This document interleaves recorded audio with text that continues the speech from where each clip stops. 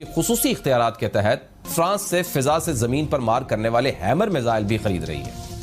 Indian फजाइया ने हाल ही में रूस से 21 इजाफी MiG-29 और 1200 खोई Su-30 MKI जंगी तैयारे खरीदने का भी फैसला किया है।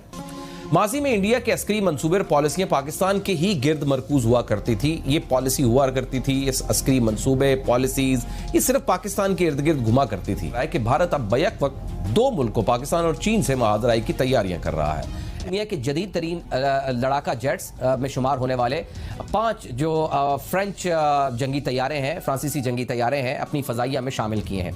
ये तैयारे फ्रांस से प्रवास करते हुए बुध को अंबाला के फजाई अड्डे पर पहुंचे और इंडिया ने फ्रांस के साथ तकरीबन 60,000 करोड़ रुपए की मालियत के 36 राफेल जंगी जहाजों की खरीदारी का सौदा किया है और ये 5 तैयारे इसी सौदे का हिस्सा हैं जो भारत में पहुंचे हैं। अच्छा, बाकी जो तैयारे हैं वो आइंदा बरस के इख्तिताम तक इंडिया के हवाले किए जा सकते हैं। इंडिया की फौज चीन से सरहदी कशीदगी के दरमियान हंगामी जो हालात हैं उसके खुसूसी इख्तियारात के तहत फ्रांस से फिजा से जमीन पर मार करने वाले हैमर मिसाइल भी खरीद रही है। इंडियन फजाइया ने हाल ही में रूस से 21 इजाफी MiG-29 और 1200 खोई Su-30 MKI जंगी तैयारे खरीदने का भी फैसला किया है। माजी में इंडिया के अस्करी मंसूबे और पॉलिसियां पाकिस्तान के ही गिर्द मरकूज हुआ करती थी। ये पॉलिसी हुआ करती थी, इस अस्करी मंसूबे पॉलिसीज ये सिर्फ पाकिस्तान के इर्द गिर्द घुमा करती थी। गुज़िश्ता 30 बरस से इंडिया और पाकिस्तान की सरहद और कंट्रोल लाइन दुनिया का सबसे बड़ा मुतहर्रिक फौजी खित्ता रहा है, अब भी है। कोई बाज़ाब्ता जंग तो नहीं हुई, लेकिन बाज़ाब्ता जंग ना होने के बावजूद ये दुनिया की चंद खतरनाक तरीन सरहदों में से एक करार दी जाती है। कश्मीर की शोरश इसने खित्ते को एक मुसलसल जंगज़दा खित्ते में बदला हुआ है। इंडिया की बेशतर फौजी तवानाई और अस्करी मनसूबाबंदी पाकिस्तान के पैराए में ही हुआ करती थी। इंडिया की वाज़ह पॉलिसी एक वक्त में एक महाज पर तवज्जो मरकूज करने की थी। चीन की तरफ से इंडिया को ज्यादा मुश्किलात का सामना नहीं था और वो बैक वक्त 2 महाज खोलने के हालत में था और ना वो खोलना ही चाहता था।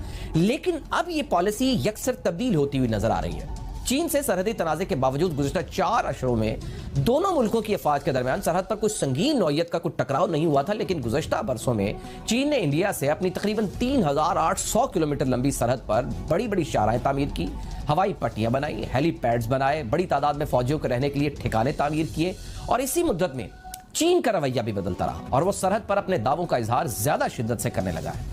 हालिया बरसों में सिक्किम, ये जो अरुणाचल प्रदेश है, लद्दाख है, इसके बाद इलाके हैं, चीनी फौजी कई बार इन इलाकों में दाखिल हुए जिन्हें इंडिया अपना खित्ता समझता है या वो इसके कंट्रोल में थे।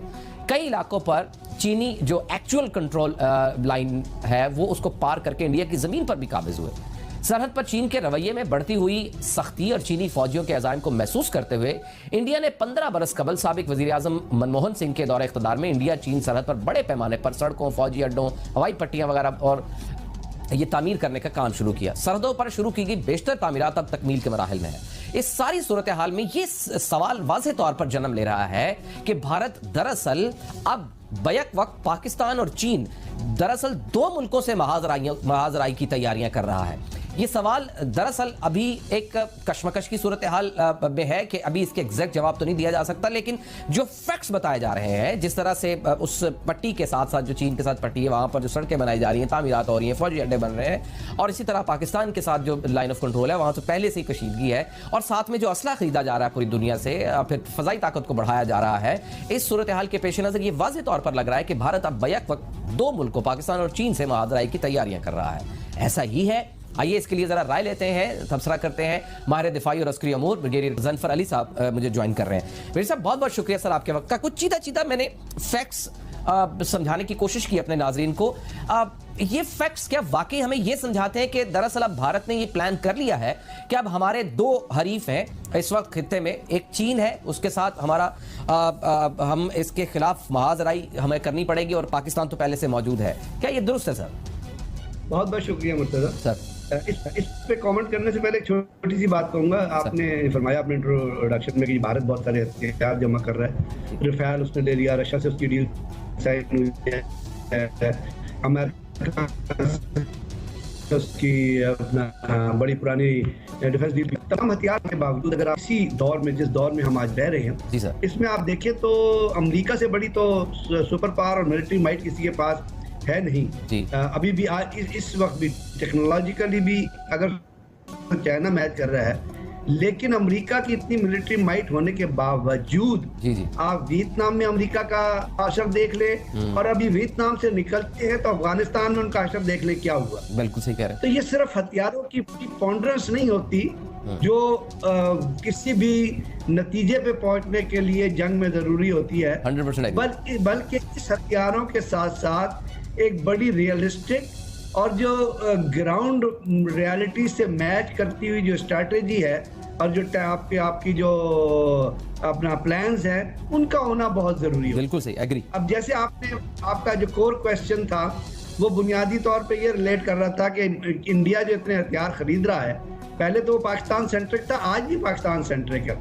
यानी अगर इंडियन की नॉर्दर्न कमांड से लेके और तकरीबन half of the even eastern command तक आप जाते हैं, northern command, southern command, western command, south western command, इनकी जितनी का उसके अंदर जो 14 कोर, 15 कोर, 16 कोर, उसके बाद जितने उनके मैकेनाइज्ड डिवीजन्स को देखें, उनके आर्मर्ड डिवीजन्स को देख रहे हैं, तो आज भी वो सारे के सारे तकरीबन 80% इंडियन आर्मी जो है वो पॉइज्ड है पाकिस्तान की। Very true. यानी एक जमाना ऐसा भी था जब इस खित्ते में हमारे नॉर्दर्न कमांड के अंदर जो रिजर्व डिवीजन आना था इंडिया का in case of any eruption of hostilities, वो ईस्टर्न कमांड से मूव करके 7 डिवीजन ने इस इलाके में आना था।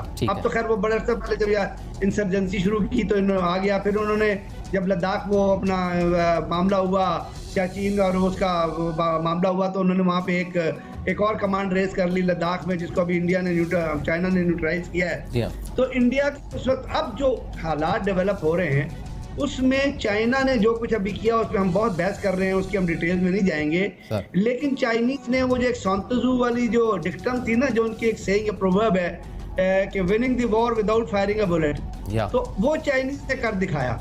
अब वहां पे जिधर चाइनीज जाके बैठ गए हैं और लद्दाख और जो इंडिया जिस तरह क्लेम कर रहा था कि जी वो अमित शाह ने बयान दिया था कि जी हम ऑक्सीजन पे कब्जा करेंगे और लद्दाख और ओल्डी बेग को जिस तरह वो डेवलप कर रहे थे, तो उसके अंदर जो चाइनीज ने जो शो कर दिया है वो रिलेट करता है जो आपको मैं कह रहा था जो ऑपरेशनल स्ट्रेटजी और ऑपरेशन पॉलिसी से ताल्लुक रखता है कि उन्होंने एक ऐसी जगह पे अपने ट्रूप्स प्लेस कर दिए हैं विदाउट फायरिंग ए बुलेट, जहाँ पे इंडियन फोर्सेज आपको टोटली पैरालाइज लग जाती है, और दूसरी तरफ उन फोर्सेज का जो गलवान वैली के अंदर जो मौजूद हैं उनका एक लिंकेज नजर आ जाता है, क्योंकि वहां से काराकोरम जो है वो रह जाता है कोई 18 किलोमीटर के 12 किलोमीटर, तो वहां वो पाकिस्तान के जो आखिरी पोस्ट है उसके साथ लिंक अप कर सकते हैं।